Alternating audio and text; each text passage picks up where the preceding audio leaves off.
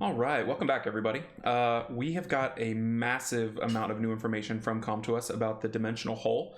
So we're going to talk about it. We're going to kind of try to figure out what they're saying, what its impact might be on the game, and I'd like to hear your feedback as well, because I'm going to miss some stuff, and you'll be like, no, it's actually this, and it'll be good information for everybody, right, in the comments. So let's dig into it. So Dimensional Hole Update Part 1, Ancient Guardians and Rewards. So we're not going to read it word for word, we're just going to kind of summarize, but here's the dimensional hole. You'll notice the new form of currency there, dimensional hole energy, currently shown at 84 of 100. It's like a new kind of scenario, right? In the dimensional hole, there's two different types currently, Dimension Karzan and Dimension Elunia. And you have to use this dimensional hole energy to enter it, right? From what I read, it's going to fill up much slower, like a new energy every 2 hours or something. So, you don't have to worry about farming it into the ground just like you would with your normal energy. It's going to refresh slowly. So even if you don't do it for a day, you still won't be maxed out. So that's kind of nice. As soon as I saw that energy meter at 100, my immediate worry was, oh yeah, there's not enough hours. I don't have hours for this on top of everything else. And I was thinking, oh, it's going to be feature bloat. It's going to be one more thing to do. Can you imagine approaching this game brand new with 7, 8, 9 hours of commitment every day if you want to do everything, not including farming, not including RTA? But it looks like it's not going to be that with the slow energy update. So that's kind of nice. So this just kind of talks about the dimensional energy, one energy every 2 hours, which we mentioned. Dimension key point entrance limits. So there's going to be rules to go into these things, sort of like TOA Hard or Siege, kind of with the 4 stars, or Tart Lab. So Dimension Karzan, only 4-star monsters can go. So I'm gonna have to ruin some 4-star monsters because I kind of just have a few 5-star monsters for RTA and that's it. So I need to work on that. And then for Dimension Elunia, only same attribute can enter. So in theory, if you can overlap those with 4-star teams of the same attribute, it's double the win for half the runes. So something to think about. So they talk a little bit more about the design philosophy of, why they want more monsters to be useful, which is fair. It's going to be interesting to see what they do about Verd, because clearly Verd is broken and they have trouble with it. Every new content that releases, we see a way that Verd just dominates. So maybe they'll have a Verd contingency, maybe they won't, I don't know. So that's what they're talking about there. This is fun. New decks, new monsters. Okay, so here's the monsters. The Dimension Karzan and Dimension Elunia, the boss monsters. Look at these strong-looking monsters. I love that. It's so funny to be coming from a multi-billion-dollar company. Look at this thing. Look. I don't know. I find that interesting. So then they dig into the development a little bit. They wanted the bosses to be able to summon monsters as well, which I think is really cool. Good design.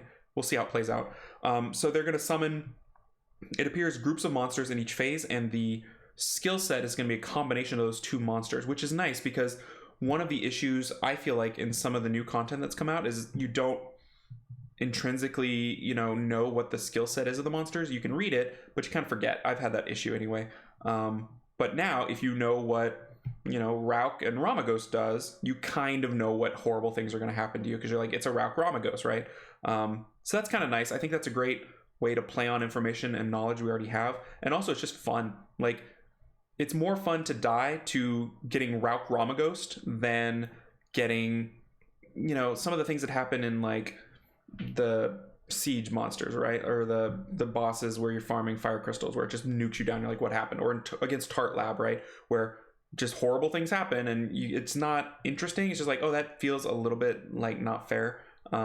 So at least this, you know what the not fair is like. Everyone's died to a Lagmaron, so you intrinsically know why it's happening. So I think that's kind of neat. So the monster battles will have 3 phases. There'll be combos. This is apparently already what's here. So some things that are worth looking at. I mean, Ancient Guardian Karzan is going to have 3 wind monsters, and wind prioritizing fire is going to be well worth your while, because Karzan is let's see here, let's double check. Karzan is only 4-star or lower. So these are the Karzan monsters. So let's start theory crafting, right? Only 4-star monsters or lower, doesn't matter what element, and you're going to want to be heavy on fire because the final phase is wind, which is wind. So you assume the final phase is going to be the hardest. So thinking about fire monsters, I'm thinking bird. I'm thinking Harmonia maybe, since we're going to get rouked a little bit. We're going to get Ramaghost. You know, maybe because we're thinking 4-star or lower. The Fire Mermaid might be interesting. Cooldown, buff removal, that sort of thing. Because the only water threat you have is the Water Garuda. There's quite a few stuns going on here with the Dark Griffin. There's the Wind Chimera stuns. You're going to want healing. So sort of healing. It may or may not be fire. So, you know, kind of start thinking along those lines. I know I am. I mean, with rune removal coming up a week from today, I'm going to start ruining random 4-star Firebusters, and we'll see how that goes. So something to keep in mind. Okay, so it describes the skill set, and, you know, we can go through these if you want. I think it's a whole different video, theory crafting, how we're going to attack this boss. I think just start thinking generally about what you want to do. So you can go through this if you want. The interesting ones, I think, are the last ones, the Power of the Beast Hunt, Power of the Beast Vigor, is phase 2, phase 3. Power of the Beast Vigor is phase 3.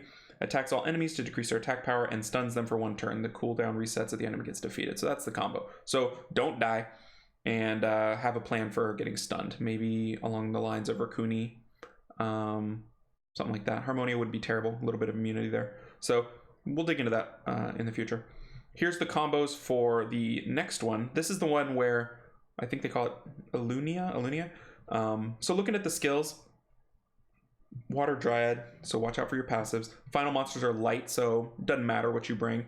You want to maybe plan for phase 1, phase 2, since you got to bring all of one element.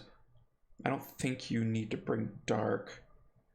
But looking at the DPS, the Fire Druid is something worth considering, something to keep in mind. So, I mean, maybe you bring Light Fairy Queen and do all light monsters. I don't know. So we'll look into that later. Okay, Dimension Dungeons Rewards. This is the part that I'm not sure if it's the most exciting, but it's the biggest change in design philosophy from Com2uS. I guess that's not quite accurate. It's their same philosophy. It's incrementally, tinily make people want to farm, right? But they didn't want everyone to quit either. So that was their issue. They don't want 5 years of runes to be trash. What I found interesting is in the trailer, they said something like, we don't want to replace all existing runes. And I was like, oh, well, that's nice. They don't want to replace 5 years of work, maybe just 2, you know, a little bit. But anyway, this system we'll look into, they're trying to make it worth farming, like, over the other areas. They want you to farm here over dragons if you have the option. And based on what I'm seeing here, you will do that. So let's look at it. Okay, Ancient is a new grade of runes. It says it's not the superior grade of existing runes. That is a lie. They are lying to you. It is definitely superior. I don't know why they put that sentence in there, because it is. It seems like it is. I can't see a reason why it wouldn't be. Please think of it as a new grade, adding to the existing runes. Ancient Rare, Ancient Hero, Ancient Legend. So yeah, I see what they're saying, but Ancient Legend is better than Legend. So it is superior. Ancient Hero is better than Hero. It is superior, etc. So let's look at why. So here's how this is going to work. The difference, this is a great sentence by them. The difference between existing and ancient runes is the ancient runes has a bit higher value of initial sub properties. Everything else is the same, which is great. It just means your runes are going to be better when you pull them. So the chart here is helpful, but it's basically like +1. Just say this is runes +1, like in Dungeons and Dragons. You get sword +1. This is runes +1. The ones worth looking at are speed. So if you get an ancient rune and it has speed as a substat, it will never have 4. It will have 5, 6, or 7. So a 1 in 3 chance of starting off +1 on speed. So that's pretty cool. The power-up values are the same. So you start off with 7 speed, you can't roll more than 6 speed. So not a massive change, but enough that makes you want to farm these things. You're still gonna have to get a million of these to get anything better than what you get normally. Like, let's say you start off with a rune that starts off with 10 base HP, 10 base defense, we're talking percentage, 7 base speed, and 7 base crit. Okay, if you have all max rolls, you're great. If you have minimum rolls, that initial increase is eradicated, right? You're back to normal. It just gives you a tiny little bump to start, which is great. You're going to want these. It's going to be awesome to see a rune with 7 base speed and then roll double 6 into it. And suddenly you're happy, right? You're feeling great. But they're right. It's not enough of a change to completely invalidate everything you've done. So I like that. I like the base, only on the base, not on the rolls. That's not broken. It's better, which is what they want, but they were really careful to make it so incrementally better that you'll want to do it but not be sad. It's actually interesting that they found a little space in design of what's the bare minimum we can do to make people want to farm these over the existing runes, but not really change much. Like if it takes 3 minutes to farm this and 30 seconds to farm dragons, I mean, this doesn't use energy, so that's another thing to consider. It uses new energy, so something to think about. Okay, power-ups are the same. That's super important. We tried to balance the ancient runes so the existing runes will still have the utility and importance in the game. Well, thank you. Like, that's the one where it's like, woo! They could have killed their game if that sentence read differently, right? If they tried to increase the balance so that old runes were useless, they kind of killed their game. So good job not killing a 5-year-old game. That is great. So that's good. Here, thumbs up, right? That was a pitfall that developers could fall in. They could be like, oh, they'll be fine with it, right? You convince yourself, they'll be fine. We'll just, better runes, old runes, whatever, fresh start for everybody, more accessible to new players. No, don't do that in this game. People have poured years of life into this game. Don't do that. So good job there. We want to emphasize the design of the runes to be a desirable reward without harming the existing. We know that. Okay, let's look at ancient grindstones and gems. So this is kind of interesting. Same kind of deal. So they show legend, ancient legend, legend, ancient legend. Grind, you now have 6 as the top on your speed. That's what's worth looking at, right? I mean, +2 on the attack, +2 on the HP from 10 to 12 is great. You still got to roll well. I love / hate that they keep the minimum rolls, right? They don't increase the floor. That's so mean. It's so mean. Oh, it's so mean. So instead of having 5, between 5 and 10 that you can roll an attack, you can roll between 5 and 12. So how good are you at rolling? Because you could still get a 5. You could farm fancy stuff, finally get a legend, and then roll a 5. Wouldn't that be nice for attack percentage or HP percentage? Yeah, that's gonna be people are gonna be sad. But it's got the gambling aspect. On the other hand, if you roll a 12, then you're overjoyed, right? You're super happy. So I think that's probably good design, but slightly annoying. Had they increased the floor even by 1%, that'd be nice. But they didn't, so good luck rolling a 4 speed on your ancient legend whatever gem, because it's gonna happen. It's gonna happen 33% of the time. Prepare yourself. Don't get too excited. It's gonna happen. All right, let's look at the gems. Same kind of deal. Same floor, higher ceiling. The speed, 1 more speed. So what's the net effect of the ancient grindstones and the ancient gems? On a perfect roll, it's +2 speed. You get 1 extra on the base and 1 extra on the grind.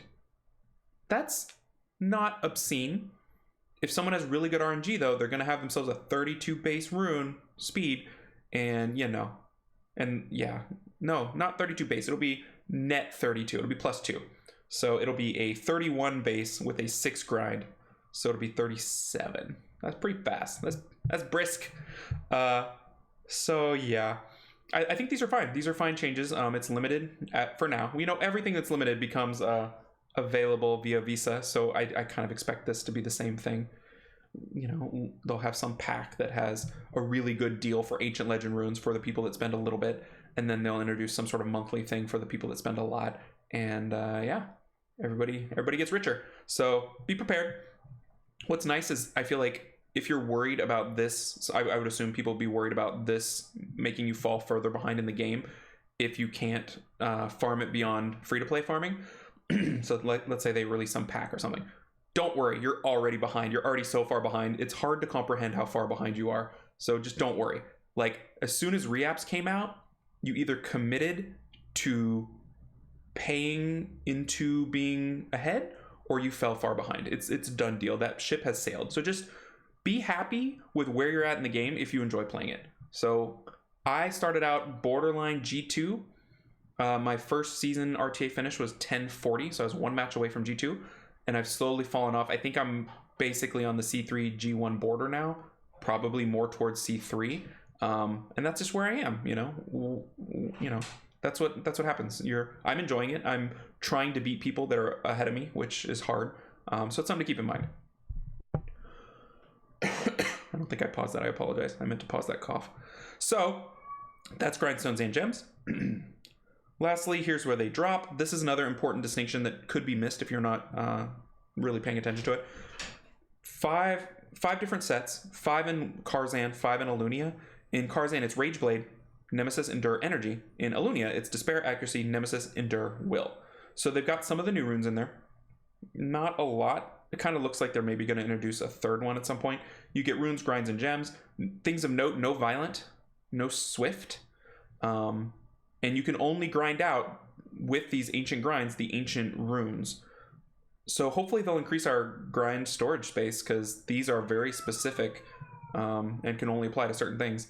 So violence going to stay the same, swift's going to stay the same, which I guess is good, but it's also temporary. There's going to be more dimensions, right? In theory, those are coming out. I don't know. We'll see what they're thinking on the design. In terms of both, I think the Despair Will dungeon is pretty tempting. You know, Accuracy and Endure not as great, but the Nemesis is not bad. Nemesis is actually in both. Did you notice that? I didn't notice that. Nemesis and Endure is in both. That's the first time I saw that. They're like all about Nemesis and Endure. Weird. So there's only 3 runes that differentiate the two: Rage Blade, Energy, Despair, Accuracy, Will. So it's a good main set and a good offset, and then a bad offset. So Karzan gets Rage Blade, which is great, Energy being the bad one. And Alunia gets Despair Will, with Accuracy being the bad one, I guess. Bad. Still has a use, but yeah. So that's what's going on. What are you going to farm? I think I want to farm Despair Will, because Rage Blade to me is more of a PvE set for KB5. It's a great way to get your KB5 online, right? If you don't quite have it ready to go. But I think Despair Will is a little more applicable in my area of the game, being RTA. So that's my thought. This is the end of the first part of the update. So there's more. We could have talked about the vampire. We could have talked about the movies. But I just wanted to talk about this, because this is enough. There's a lot going on here. There's a lot to parse. And this is part 1, right? There's more. Is part 2 included in here, or is this all part 1? I think it's all part 1. So there's so much more coming. The extra awakenings, that's a thing. But I just wanted to focus on this update, the bosses, the rewards, and kind of dig into it. So I hope that was interesting to you guys. Be curious to see what you think and your thoughts on that. And yeah, there's gonna be a lot of great content coming out from a lot of content creators about all this stuff. So I plan to just drink it all in. I want to hear everybody's take before we see it live, and see if, you know, there's some aha moments. Oh yeah, I will do that, that sort of thing. So enjoy it. It's gonna be a great weekend of content creation, I'm sure. And I'll catch you in the next video. Take care, everybody.